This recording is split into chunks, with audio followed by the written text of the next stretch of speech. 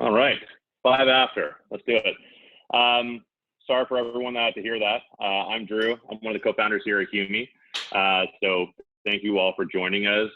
Pretty unprecedented times with a global pandemic, and being with having symptoms, being asked to work from or quarantine, and then us self-isolating and seeing all of our workforces move entirely to remote, whether we had policies or not. So working remote is a new reality. Definitely a challenging time for all of us. And so I'm very happy to bring on LiveCA today. Chris and Chad, who I'll announce formally in a second, but we've worked together for years now, and they are an entirely remote workforce and have done an exceptional job. So I think this is going to be super helpful for everyone, including me, which is one of the main reasons why I want to do this. So thanks, guys. Just before we get started, a couple of housekeeping items. So we're going to record this, so you don't need to go crazy with the notes, or in my case, typing with 2 fingers as fast as humanly possible. We are going to mute all the lines. Try to avoid the chat bot. Use the Q&A just so that we're not going to pop us, but ask all your questions. We're not going to do a deck. This is going to be very, very conversational. So just pump into questions. We're going to leave a lot of room for Q&A, and we'll do a lot of follow-ups after this. So yeah, thanks again for everyone taking the time. I want to introduce Chad and Chris. So Chad is the co-founder of LiveCA. He wears a lot of hats, but primarily responsible for bringing new business to the company through partner, corporate development, and culture. He focuses a lot of his time on just building a great team and a great culture, and doing so entirely remote. His goal is to ensure that LiveCA is a place where team members feel supported, both their personal and professional lives, in a completely remote environment. Chris, former CRA auditor, don't hold it against him, who he realized a real passion was supporting people that he works with every day.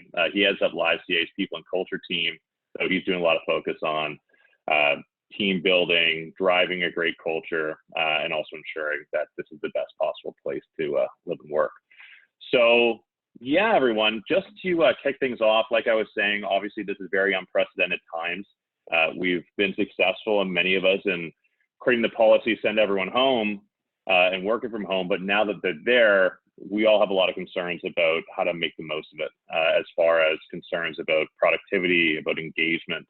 A lot of us have spent a lot of time investing into building a great culture and a lot of connections at the workplace, and now seeing that get flipped upside down in a remote environment.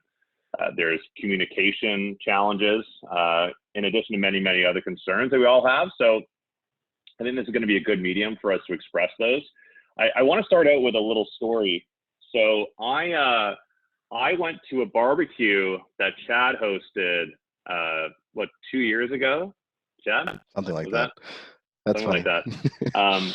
It was interesting. So Chad was in town, and everyone from his team, so LiveCA, I'll tell you, is an entirely remote environment, in a remote workforce. And so when we were at the barbecue, I was meeting people for the first time, and Chad was meeting people for the first time in person.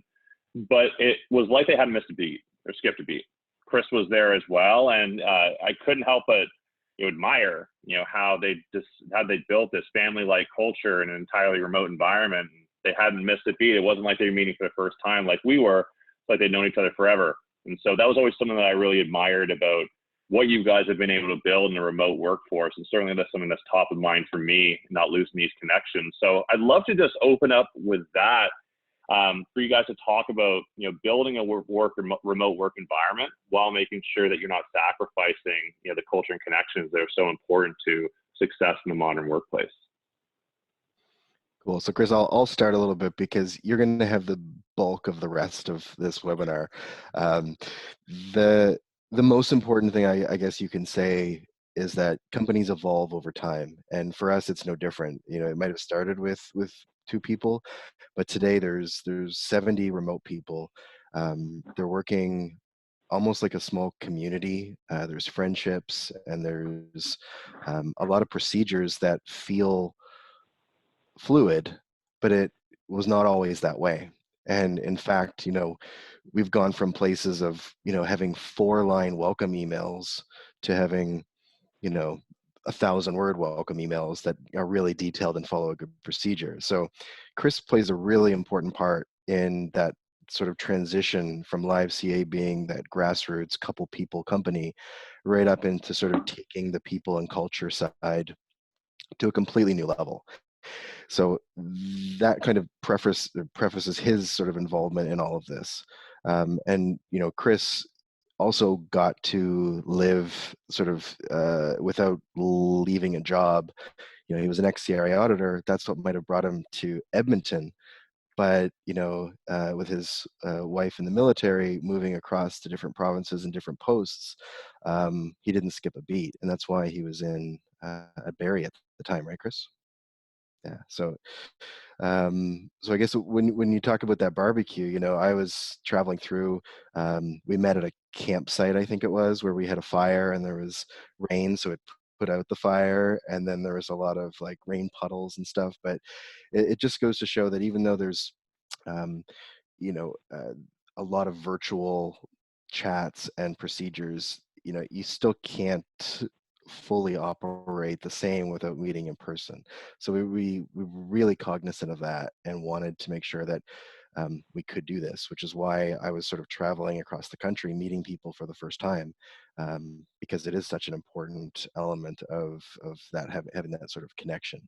So I wouldn't start the webinar off by saying, you know, we remote first and we always remote and we hide in our basements and we never talk to each other. Um, it's the quite the exact opposite. So I think that's what's put us in a position today where when we are forced to stay in our basements, we still have that sort of that physical connection that existed where we like trust each other more, and we have that sort of that history. So I think people that are going remote now for the first time have a really big leg up on maybe the remote first companies that don't always have a lot of the in-person stuff. So it's kind of funny how you flip those around a little bit. Yeah, no, absolutely. And it's definitely interesting. I mean, even despite meeting in person, I think you need that for that initial connection. But I guess just on the maintain the connection side, whether it's touch points or just talking more about the personal and professional nature of your communications, how do you maintain such close connections with your people in a remote environment? What are some of the tips and tools that you guys use just purely on the relationship side of working with your people? Hand that to Chris, I guess. Yeah, sure. I think there's a lot of thought that's put into how we communicate internally, and there's no kind of one secret recipe you can kind of throw out there. Sorry if you hear the dog. That's the one of the awesome things about working from home. But I guess it's being mindful about how you encourage your team to communicate. Even like coaching your team on how to ask questions in a virtual environment can be different than that traditional office. So using tools like Slack, it's really easy to send a quick question out there. But even walking through with our team and teaching them how to kind of explain their thought process and the thinking and the research and all the things that they've read about that have led to that thought process and that question that's coming up, often it can encourage a much better response using tools like Slack. We do a lot of, so there's thought there, I guess, around just how the team communicates, how they ask questions, how they connect with one another in also like non-work setting as well. So encouraging things like social calls during the week. So, I mean, we're doing tons of social calls right now. We normally do a weekly Friday social call, which is a chance just to hop on and chat. Right now, because there's so many family members at home, we're having a costume party later this week for kids. So it's really just recognizing that, like, yeah, there's a lot of opportunity to connect together as employees and through the files and the work that we're doing, but there's also a chance to recognize the stuff that's going on in people's personal lives as well, and kind of highlight the things that they're interested in. So, I mean, there's like survivor pools, there's hockey pools, there's a squat challenge going on right now. Like, there's just kind of so much opportunity to really like encourage the team to build those relationships. Because yeah, in a virtual environment, you're losing the ability to just grab a beer with someone on Friday after work or take someone out for coffee on their birthday. So, you kind of have to be, I guess, really thoughtful about how you're encouraging the team to get together. And stuff is not going to work. We've tried some social things that have like kind of failed miserably, but we've kind of reflected on that and have kind of come out with new ideas and kind of fresh approaches to like really encourage the team to get together. And like we've done that together. So I mean, Chad's putting a lot of the props towards me in this case, but it's really not me. It's really leaning on the team and looking for feedback from everyone on kind of like who like for new ideas and how to connect people, and recognizing that there probably isn't going to be like one social call on a Friday afternoon isn't going to do it. It's going to be the cumulative like effect of the effort across the whole company, because everyone's going to kind of connect with one another in a different way. There's also, that's awesome. So yeah, go for it, Chad. I was going to say, there's a million webinars on remote work these days. Like everyone is doing one, and it's important. But there's also the realization that like everybody's different. So like what's worked for us maybe not is what will work for someone else. But at the same time, I always come to webinars like this trying to pick out a couple gems, a couple tools, a couple tactics, a couple thought processes that I might not have ever like thought about before. So to follow up on Chris's side, like you really touched on it really well when you said we're teaching people how to ask questions. We've gone so far to invite everybody together and spend a week and just do a session on how to ask great questions, and then follow that through with professional development through the following weeks and months to make sure it's kind of in there. And then it becomes ingrained in the onboarding of new team members so that you don't lose that momentum. So the book that we based the first retreat off of was A More Beautiful Question by Warren Berger. And that was a really great book because it taught you the perspective of like why questions are possibly the worst questions you could ever ask in a remote environment.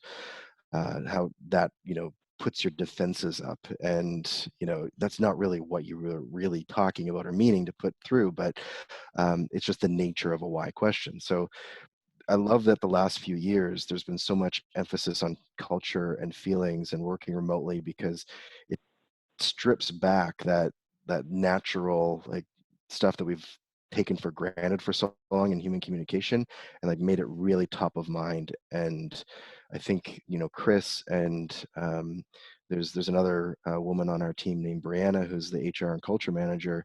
Like that's what they live and breathe, is onboarding the culture, so that when they do come on board, there's expectations set, and there's a history lesson, and there's like the values that are important, not just the one word values like trust or things like that, but like here are examples of how we approach different situations. And you'll see this throughout your communication in Slack, and you'll see the differences of a great question versus a bad question.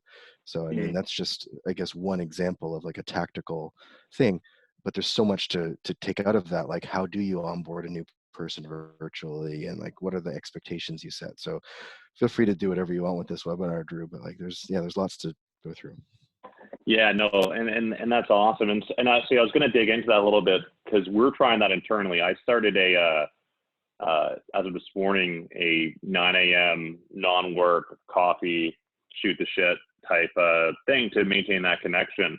But Chris, I guess going back to your point, and for everyone else in the call, like, what have you found as successful in terms of honing in on the as far as honing in on or encouraging people to, sorry, let me rephrase. I was just trying to mute and talk at the same time.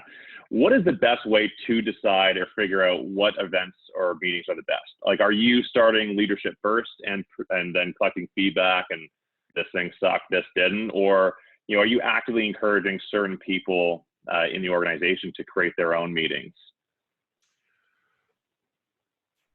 We've kind of started at the leadership level and let it kind of trickle down. So we're trying to be very intentional with recognizing that we are asking our team to give up time out of their workday, and you do take away from production anytime you kind of put your team in a social setting. So we are mindful with what initiatives we put out, and we do try to make sure that they're staggered and not happening all at once. But we also encourage the team to come up with ideas, and if there are things they want to do outside of work hours, we encourage that as well. So I mean, we've got, I think, about 15 people that play Dungeons and Dragons over Zoom once a month. And so, there's lots of little kind of meetups or virtual meetups that happen like that over the course of a month. Just people getting together. But yeah, we do try to do it from a leadership level to make sure that we're intentional, and that we're trying to use our team's time wisely and in the most effective way. No, that's awesome. And I think, like, top of mind for me, and definitely a lot of people on the call, I know it's one of the questions that come up here is, so it's perceivably easier to manage accountability as well as productivity in an office setting, right? Where everyone's working together, especially Canadian companies tend to be in a lot of shared spaces. And so you can kind of suss out the accountability and the productivity pretty instantly. How do you guys manage accountability and productivity of your people in a fully remote environment? It's funny you use the word manage. Like, we've never really felt like we're whipping anything at people. We set expectations. We're really clear about adults being adults and the impact of someone's actions on someone else. And you'll hear throughout this whole thing, like, we'll say the word community way more times than we probably should, because it feels like that's what we're all working towards, like a functioning community that's a team.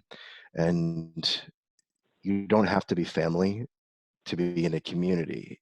And in fact, family is really tough to get out of. So we really think about what we're trying to build as a team in like this respectful community, so that if there are things that are not going well, we can make corrections. And there have been lots of people that have worked with us. I think the head count right now is at around 70. And the number of people that have been with the company throughout the 7 years, as we started in 2013, was, I mean, Chris, you probably know this better than I do, 100, 110 people in that area. And it's like, depending on the type of company you want to be and the growth at which you're progressing through life, there's different people that will be good for you at different stages of the company. And I always kind of look back and sometimes you think like, geez, that was not a fit, but then you really think about it, like, they were a fit at the time, and you really respect like all of the effort that they've put in. And while you might have parted on a different tone than when you started, you realize that as remote companies change, so do the expectations of each member of that sort of community. So I think as people move towards that now, with so much uncertainty, it's hard to change your community, but it's also easier to focus on respectful question asking and setting boundaries and working through that asynchronous communication work. It's really hard, but it's very respectful. So I think if you were to ask anybody that worked here and gave them a whole bunch of words to pick from, respectful and calm would probably be the two that come out the most. I think I'm probably wrong, but I think that would be what it is, because that's what and that's what we're trying to encourage a lot. So I guess that'll preface that to your original question for Chris. Yeah, sweatpants might be the other word that comes up a lot.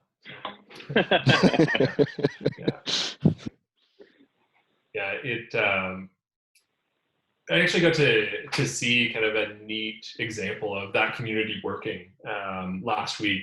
So I spent a lot of time like meeting with our team and doing updates and kind of checking in to see how everyone was feeling. And like you kind of mentioned, we're in a good spot in terms of being able to manage the work remotely. But there's a lot of changes happening for our, just like everyone else, for our families and our friends and loved ones. So a lot of team members are working with families at home. I mean, my kids are home. They might bust in any second, wearing some kind of costume for sure. But it was neat, like joining our bookkeepers and kind of touching base with them. And it kind of hit me like, this is why putting such a strong effort in building a community is so important, because some of the team members are working through having family members at home and maybe aren't able to dedicate as many kind of working hours during the day. And it was neat to see other team members who are maybe in a more fortunate position and being able to, like, not being impacted by closures or things just yet, kind of stepping up and being like, hey, I'll take that for you, and work through that over the course of the month. So I think that's when it really just like really sunk home for me that like that's why that community is so important. Like, it's great to be able to get together and give someone a hug when you meet them for the first time and grab a beer and have a great time. But like, this is when it really kind of matters for the team to be there to support one another, and like without a question, just see people stepping up and saying, yeah, I'll give you some of my time this weekend to help you, get through those files and make sure that you're in a good spot, starting next week. So it's really, really great to see that. No, that's awesome, guys, and I love the idea of a community. You're right, Chad. It's hard to leave family, and you can instill the values in the community and establish a sense of community. And I think that kind of boils into one of the questions that's come up a lot, which is around working too much and even productivity, which we touched on. So, question in general, and I want to go into productivity by starting this with communication. Do you guys have any kind of rules of engagement when it comes to communication, as far as keep Slack open, don't be on Slack too much, be on video whenever we do a webinar, or any other kind of like rules that you want everyone to follow? Because, and to dig a little deeper into that, one of the challenges that we, and I'm sure a lot of people are running into, is not being, or being in a real environment. You can't just tap someone on the shoulder. Can you review this line of code, right? How should I handle this email, right? You're having to rely on instant messaging tools like Slack. At the same time, you don't want to be on those maybe potentially too much, such that it's impacting your work and your productivity. So how do you balance that?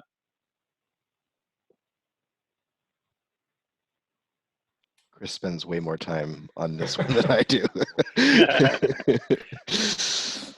Yeah, I think there's probably a bit of a mind shift change that kind of has to happen when you move to a remote environment, in that like the instant answers are a lot harder to come by, and you're going to set yourself up for a lot of conflict within the team if that's how Slack is used, as like an instant message, instant answer tool. Because when when everyone's working remotely, you just don't know what someone else is working on. And I think it's important, that everyone has time in their role for, focused work where you can work without distractions. It's a little harder to kind of signal that in a remote environment, because you can always just shoot that message off on Slack, whether they're online or offline. So I think like what we try to work with our team is to develop that mindset that, like, first of all, it's okay to have focus time. You can stick it in your Google Calendar if you want to block that time off. So we'll often see like Slack before booking a call, or offline focus time work. You'll see that kind of in there, so that the team knows what everyone else is working on. Using the statuses in Slack are a great way to kind of share what you're working on as well, if you need that focus time. And that's things that we can do on our end to like signal outward what we're working on. But I think there's also, the piece that we've done is try to instill in our team that, because it's an urgent question for me, it's not necessarily urgent for whatever, that person that you're asking as well. So trying to create that mindset of, I'm going to ask my question. I know that they'll get back to me. I trust that they'll get back to me, but they're going to do it when they've prioritized the response in their end. And also, if it's just urgent, you can just tell someone that you really need an urgent response. But I think trying to break down that expectation of an instant response, which Slack kind of creates, or like other instant message tools kind of create, like you expect a response back when you shoot someone a text message, especially if you can see that they've read it. So, trying to, I guess, just manage those expectations around how information flows internally. I'll add that I've seen a difference in our culture the minute we added in our project management tool, Carbon. So we had used Asana in the past, and Trello, and Workflow Max, and all these other things that like accounting firms will typically, we tried Teamwork for a bit. And what Carbon did was something that nothing else had ever done before, which it is spelled Karbon. And it allowed your emails to be your triage, and then you could comment with other team members along that for that email, kind of like a help desk, which we still have for the customer facing stuff. But there was a lot less Slack messages about stuff as soon as Carbon came in, because we could have the communication. It could be asynchronous, it could be respectful, and if it was urgent, you'd grab the URL, post it in Slack, and just be like, look, I'm really sorry, this is super urgent, it affects the client this way, could you help? And then you use Slack for that type of stuff. So that was a really big project that was put in by our operations manager, Balkis Hassan, and she nailed that. And it was such a great timing of putting that in, because we were going from about 40 people up to 60 people in that year. And having that is like, to talk to your rules of engagement piece, it's like asynchronous first, Slack as a last resort. And that's kind of instilled from the beginning of the relationship. That's awesome, guys. And one of the questions that's coming up a lot from communication to accountability to productivity is the tools. So, without going too deeply, can you talk about a lot of the tools you guys use that you find, even just the ones that you find super helpful to maintain high levels of engagement and productivity, and obviously training and onboarding in a remote environment? Chris won't ever take credit for this, but he put in this system called Teachable. It's an LMS, or like a learning management system. And there's lots of them out there, but we use it for things like our trial work days, for onboarding new team members for the first 3 months, et cetera, et cetera. And putting those objective things kind of outside of a Google Doc into a course that we take, it's also changed the firm for the better. So he's had a really big impact on the continuity and the standardization, and getting feedback from people after they're finished their first 3 months with us around, how do we make this process better for you? It's at a point now where I spoke to a new payroll member. So as we go through this crisis, payroll is an incredibly tough thing to deal with. And Chris saw we're always hiring ahead of time. So this new hire, her name's Malika. She came in and had a chat with her today, and she's like, I am pumped. It's like my second day here, and I've got my stuff laid out for me. Everybody I've met has been so nice. I'm coming off of mat leave, and I couldn't imagine that everything could be so organized for me in a payroll department that's so disorganized.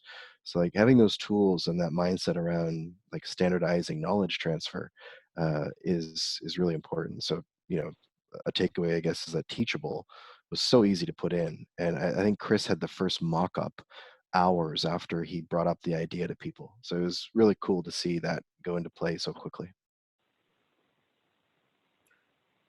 Another tool that's been, oh, sorry, Drew. No, I was going to say, Chris, could you carry on? Yeah, another tool that's been really beneficial, and this one has been and I think always will be something that we're working on and really building, but we use a little Chrome add-on called Guru. Essentially, it's recipe cards. You search for something and it pops up a little card in the corner of Chrome, and we document everything in there. So, you want to know about what's going on with a section of the Income Tax Act, the team's probably stuck a note in there. You can tag them, you can create boards, you can do so much with them. But it's a really great way where, I think for a long time we were we would do a lot of research, do a lot of work on a particular topic. And then when that project passed, that knowledge and that experience was kind of lost. So we needed somewhere where we can make it really accessible to the team and make sure that, the same members of our company aren't researching and spending a ton of time on the same topics. So Guru was kind of a great option to just be able to plunk knowledge in, plunk reviews of certain systems if they pop up. We stick so much information in there, and it's super searchable and really user friendly.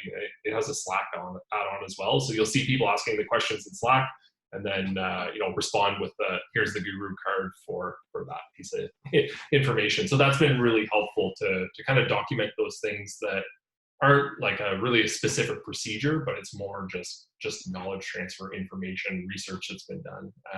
And yeah, it's everything from, you know, technical accounting, tax work, to tech, to app reviews. Like there's internal procedures. It's all integrated. That's the first stop, I think, for a lot of the team. Some Oh, other that's awesome. tools are, there's a lady we worked with, her name was Naomi, and she talked to us about this tool they use at another company called Hey Taco. And, you know, for years we've been using that tool to sort of give public praise and recognition. There's good and bad things about it, but overall, like, I could see a difference from before using it to after using it. I think that's the most important thing. We also have put in a few different sort of HR type tools where we're trying to solicit information from people. So I see that there's some questions in the Q&A that are kind of coming in around like managing direct reports and well-being and that kind of Mm-hmm. stuff. And like it was so important to I guess my business partner and I, when we first started, that like there are other people here that are way better than us at certain things. And Chris being head of people and HR and operations just made so much sense. So a couple of years into the firm, there were 3 gentlemen who sort of stepped up and really owned their portions. Chris was incredibly great at the people and HR side. Dave came in on sort of the strategy and finance and tech side, and Tyler came in on the client services side. So I would be very like, if you're going remote for the first time and you're trying to do it all as either a company owner or someone who's like in charge of a new division, try to find out if there's a way that you can spread that out and like get the best out of people by spreading out, you know, the responsibilities a bit. I think that's been probably what's been able to give us that reputation as like the back office accounting firm for large corporations that maybe don't want to hire a full team themselves. And it's all because they've got people like Chris and Dave and Tyler and their managers and everyone else, but like kind of working on the file that just has a lot of depth. So, you know, I wouldn't call that a tool, but I'd call it like the recipe that's allowed us to not go crazy. No, that's awesome. And I think one of the things that, you know, I definitely took from you guys, and it doesn't just apply to remote work, but just in general, is being very good at expectation setting, right? From communication to roles and responsibilities. And so, you know, let's talk a bit about onboarding and training, because I think a lot of us are probably struggling with how we do that with new hires that are starting an entirely remote work environment that we're not used to as hiring managers and leaders. So but also for your employees that are now having to train, you know, and work in a new environment, there is a certain level of onboarding and training even for them. So can you talk about your training and onboarding? Obviously, you've got the LMS, but what are the key ingredients of training and onboarding all your new hires? I mean, I think the first piece is being very clear with the expectations. So we map out our first 3 months with like what's expected of every new hire, and it's broken down week by week. There's pre-scheduled check-ins with that employee's manager, and you know it's very specific. So you know, as a bookkeeper, it might even be like you will complete, you know, this many files by this date, and so on and so on. So it's very clear. Because we're very clear with what we expect of team members when they join on. A couple other things that we do that I think are really valuable for the team. Every new team member is paired up with 2 other employees in the organization. So one serves as their role of trainer. That employee's purpose is really to support them through their technical work. So it's someone who's able to review, provide feedback, guidance on how to approach files, how to approach, you know, organizing themselves in a remote environment. And then the other role that they're paired up with is, like, we call them a buddy. And they're essentially there for, you know, the emotional support side. They're there to answer questions about how things work at LiveCA. And I think those buddies are like play a really like key piece of integrating a new employee into the culture of LiveCA, because they're kind of that safe place where, you know, a lot of that like institutional cultural knowledge is really passed on. to that employee. But yeah, so documenting expectations, making sure that they're paired up with team members, that there's like support from managers. I think those are, you know, kind of like four really key areas that that help new team members. Drew, I'll just say that to go one step further for Chris, he said something really important, which is like setting that culture and those expectations around what to do when you have new knowledge. And if it wasn't for those buddies and those technical trainers, I don't know if new people coming into the organization would take such care and like grit when it comes to making sure that the resources are good for the people after them. So when Chris says we document everything, he wasn't kidding. Like there are thousands of resources here around that are so detailed for not just every customer, but every procedure. And it's really cool when you take a role that's existed for maybe 2 or 3 years and somebody new comes on board with a fresh perspective that finds a hole in the procedures and says, I didn't get it. Could we rephrase this so that when the next person reads it, it's really good? So I think one of the questions was about like, what advice do you have for managers trying, you know, to manage their stuff? It's like, you're not going to fix like a bad culture just because you're remote, and you're not going to fix, you know, you're not going to break a good one just because you're going remote. It's more like by going remote, I think you'll uncover the holes in your existing procedures that you can then prioritize as a manager to fix. And you're going to want to like take it all on yourself as the manager and try to like really own it. But you don't have to. You can solicit the rest of the team. You can try your hardest to make it move into sort of like this cultural shift. It'll take a really long time. But if you do the sort of things that Chris was talking about in the equivalent of what that looks like in your organization, you'll probably have a lot more success dealing with it from the first interaction of an employee versus taking someone who's been with you for 30 years and, you know, you want to change the way that they exist. No, totally. And I think that, you know, even for some of the people that came late that are asking around engagement and training, one of the things that stand out with you guys is listening feedback. Whether it's a new hire and soliciting feedback around the onboarding process to, you know, in these times to maintain engagement is just actively soliciting feedback from people. What would help you? What ideas do you have? And I think that's awesome. You know, speaking of the engagement, I think there's two parts that are definitely top of mind in me. Like the first is maintaining, and a couple of the questions touched on this too. First is maintaining engagement in a work environment more broadly, which, you know, you guys have different perspectives on than the rest of us who are just moving everyone to that environment. The other side of that is maintaining engagement and high spirits in this current environment, with a pandemic, with a looming recession. So maybe let's start with the first part. You know, what are some other ways that you guys drive engagement efforts? You know, we talked about a few earlier, and then paired with that, you know, in this time, how are you guys as leaders trying to keep people's spirits high, you know, with all the, you know, the shit that's going on out there? I'll talk about the leader thing. You can talk about the other one, Chris. Again, like Chris is talking to as many people as possible. I know that he spends so much time. So does Brianna, who's leading the HR side there. It doesn't matter if it's incredibly intense discussions around, you know, workload, or if it's really mushy stuff around feelings. There's just a lot of communication. You can't over communicate in times like this. So there's some things that we've done differently over the last few weeks that I kind of hope, I mean, to this extent, probably not, but I like the idea of some of the things that we've started to do. As part of, you know, having a partnership, there's a leader there, and the CEO for LiveCA is my original business partner, Josh, and he's been doing something which is really cool.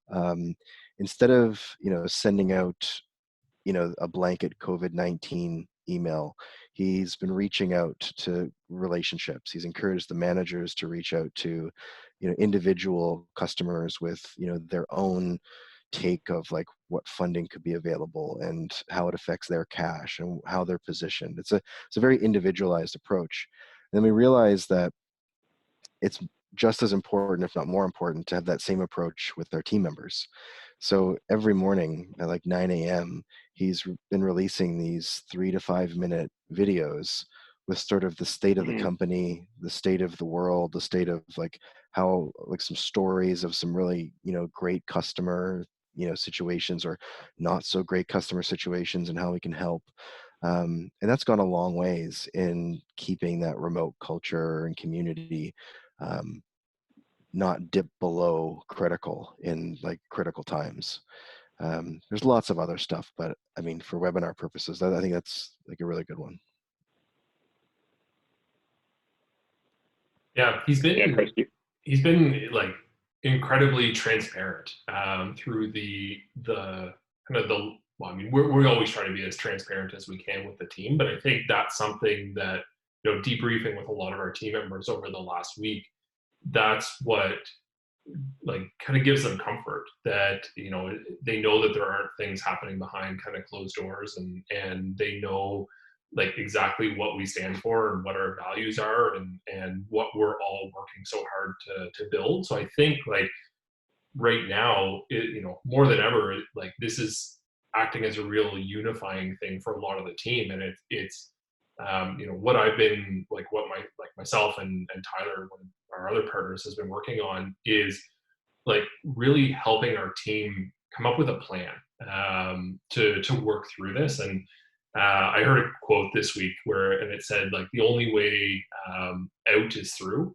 And it kind of really hit me that like that's what we're working really hard to help not only our clients but also our team, is that we will get through this, but what it takes is us to sit down and put a plan in place and figure out how we're actually going to work our way out of this.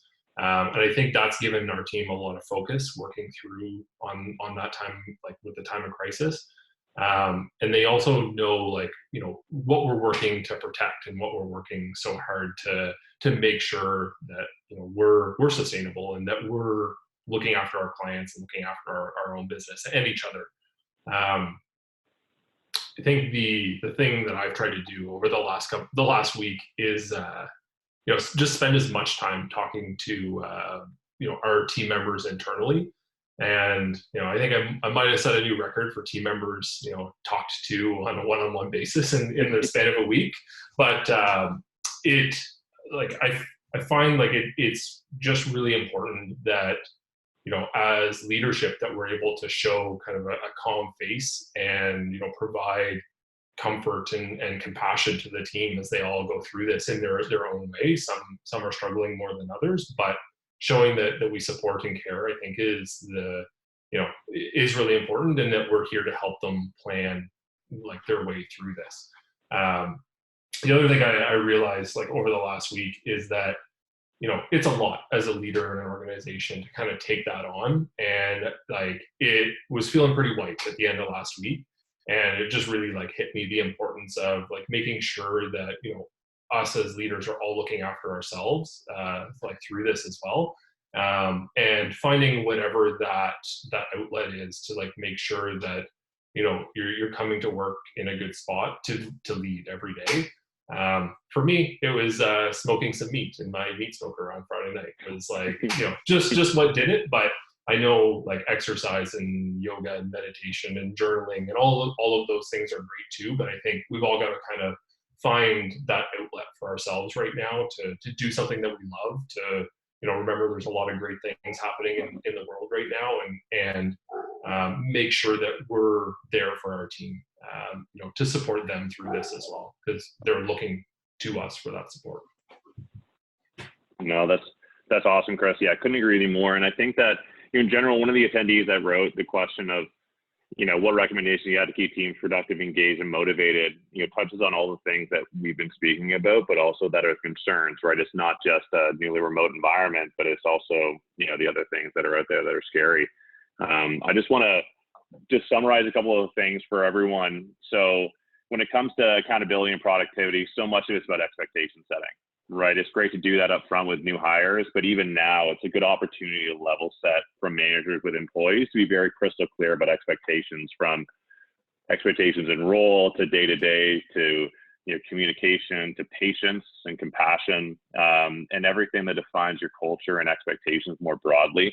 I love the idea of the two buddies. I think that most of the time, if we hire a developer, we assign that one person who's a buddy who can teach them the technical and the cultural know-how, but that means they have half the connections that they get up front, are not intermingling with different teams and getting a different perspective on culture within the organization. A lot of the tools that you guys use, from Guru to, what was the first one, Chad, your project management tool? Carbon, but again, it's really Carbon. built for professional like professional service firms, really. Okay, no, fair enough. And then, like you guys said, communication, both in terms of soliciting feedback against onboarding and just talking to people about how they're doing and encouraging them to, create their own events and figure out what's missing. So I think that's all pretty key.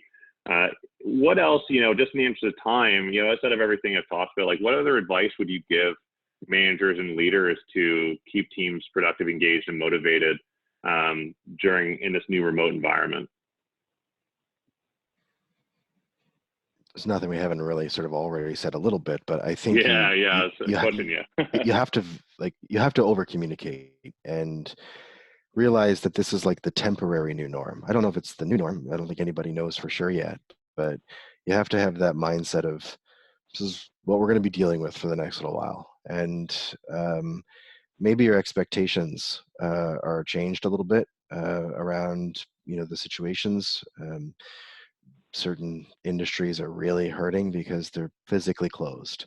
And I guess if you're open and you're really worried about productivity and engagement and motivation, I don't know if there's anything you can do today to fix it. I think it's more like a learning. It's a learning point in time to say, like, maybe why aren't people already feeling that way going into working remotely, and using that as the basis for your own sort of self-development around like what to build when things either go back to normal or this becomes a little bit more prolonged. We've sought we thought that we could all do it by ourselves, but we about a year ago or so reached out and got sort of coaching through a professional coach. And I mean, if you've ever read The $1 Trillion Coach, with the Bill Campbell story, holy cow, what a cool book that is. Just giving you perspective around like what it's like to be around someone who's like dedicated to you and giving you perspective and teaching you about like different lenses. And that's the type of stuff that's really changed our firm for the better. But maybe it's somewhere where you can get that extra perspective if you're kind of running in a hamster wheel around wondering why the team isn't engaged or isn't productive. I know it was really helpful for us. You know what, actually, that brings up a really good point. I was concerned that I couldn't add any value to this conversation, but I can do one thing.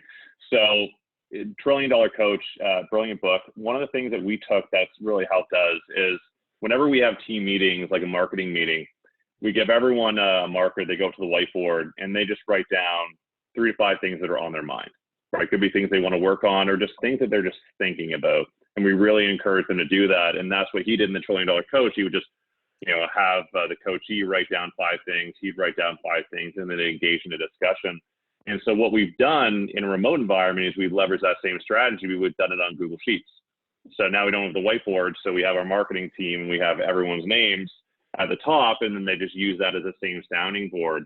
But I found it's made our meetings just incredibly productive, and there was a way to transfer that. So I think outside of that strategy in general, those are the types of tools you can use instead of whiteboards to just, leverage in a digital environment and review those over Zoom or other meetings. It's definitely made the transition a little bit easier to us. But yeah, no, I think that's awesome, Chad, for sure. There's a tool there that we haven't used a lot of, but we've been looking at. It's called Miro, MIRO.com. And it's supposed to be a pretty cool tool for like digital whiteboarding amongst remote teams. Oh, awesome. No, I'll check it out for sure. Well, yeah, I think that's pretty good, guys. Thank you so much. That's awesome. From communication to the tools, we'll send out a summary of this to everyone in the audience as well as a recording if they want to visit this. We'll have contact info if you have any other questions for sure. But otherwise, hope it was helpful. Chad, Chris, thanks a ton. Really appreciate it. This is awesome. So thanks for your time, guys, and we definitely appreciate everyone showing up today.